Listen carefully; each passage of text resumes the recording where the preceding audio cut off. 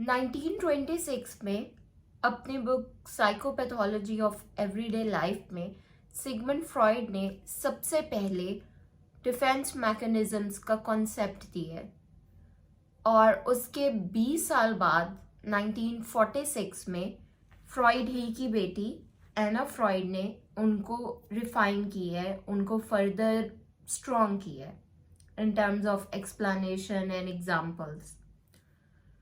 तो फ्रॉइड ने हमें 7 डिफेंस मैकेनिज्म्स दिए थे। They originated as 7। ये हमारे अनकॉन्शियस की एक इजाद है। It's the doing of our unconscious. और किसी भी इंसान को अपने डिफेंस मैकेनिज्म्स नहीं पता होते क्योंकि वो कॉन्शियसली ये नहीं कर रहा होता। उसके ये बात कंप्लीटली अनकॉन्शियस में होती है कि ही इज डूइंग इट। इनके बारे में इंसान को पता चल सकता है अगर उसको कोई दूसरा बताए, उसको कोई दूसरा समझाए, या तो वो थेरापिस्ट या साइकोलॉजिस्ट हो या फिर उसका कोई दोस्त उसको बहुत ज़्यादा क्रिटिकल रिमार्क्स दे उसकी थॉट्स पर, तो वो अंडरस्टैंड कर सकता है। Otherwise they are completely unconscious and they are the product of ego. हमारी ईगो इसको हैंडल करती है, हमारी ईगो इसको मैन्युफैक्चर करती है, हमारी ईगो इसको अनकॉन्शियस माइंड से एक्सपेल आउट करती है। और ईगो ये इसलिए करती है क्योंकि हमारे अंदर जो एक कन्फ्लिक्ट उठ रहा होता है, जो हमें एक चीज़ बहुत ही गलत लग रही होती है। यहाँ पर एक बात फ्रॉइड ने की है कि जो साइकिक एनर्जी होती है हमारी, वो बहुत लिमिटेड होती है। तो दैट एनर्जी के not be like completely used in fighting our own thoughts, fighting our own feelings. तो ईगो क्या करती है, साइकिक एनर्जी को रिस्टोर करने के लिए, उसको किसी और चीज़ों में लगाने के लिए, जो भी थॉट्स या फीलिंग्स हमारी मेंटल एनर्जी ले रहे होते हैं, साइकिक एनर्जी को यूज़ कर रहे होते हैं, उन सबको वो डिफेंस मैकेनिज्म के थ्रू कुछ और तब्दील कर देती है, उस फॉर्म में तब्दील कर देती है जिसमें हमारी दिमाग की एनर्जी नहीं यूज़ होती।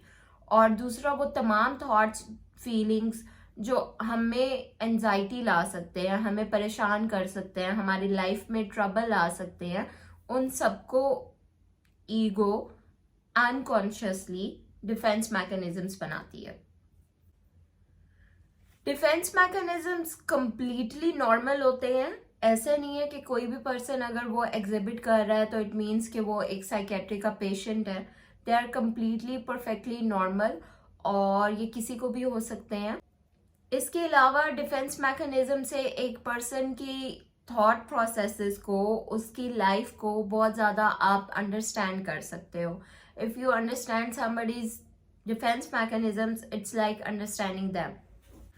डिफेंस मैकेनिज्म्स के थ्रू फ्रॉइड ने मेंटल इलनेसेस को भी एक्सप्लेन करने की कोशिश की थी, but that didn't prove to be fruitful. और उसका यूज़ या उसका एग्जैक्ट मैकेनिज्म कोई भी कोरिलेट नहीं कर सका कि एक डिफेंस मैकेनिज्म से एक साइकेट्रिक डिसऑर्डर कैसे बन सकता है। डिफेंस मैकेनिज्म्स अगर एक लिमिटेड अमाउंट में हो तो वो हमारी लाइफ में डिस्ट्रेस कॉज नहीं करते, बट यही मैकेनिज्म्स एना फ्रॉइड के मुताबिक जब बहुत स्ट्रॉन्ग हो जाएं तो ये रेपिटेटिव, इंट्रूसिव और न्यूरोटिक फॉर्म ले सकते हैं।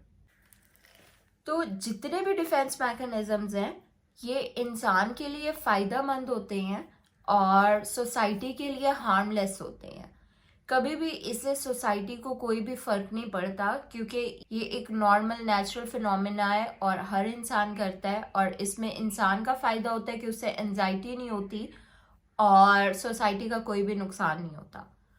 और सब्लिमेशन सिर्फ एक ऐसा वाहिद डिफेंस मैकेनिज्म है जिससे सोसाइटी का फ़ायदा होता है कि आप अपनी एग्रेशन, अपनी इम्पल्सेस को एक ऐसे वे में कन्वर्ट कर रहे हो, प्रोडक्टिव काम कर रहे हो और उससे इनडायरेक्टली सोसाइटी को फ़ायदा हो रहा है।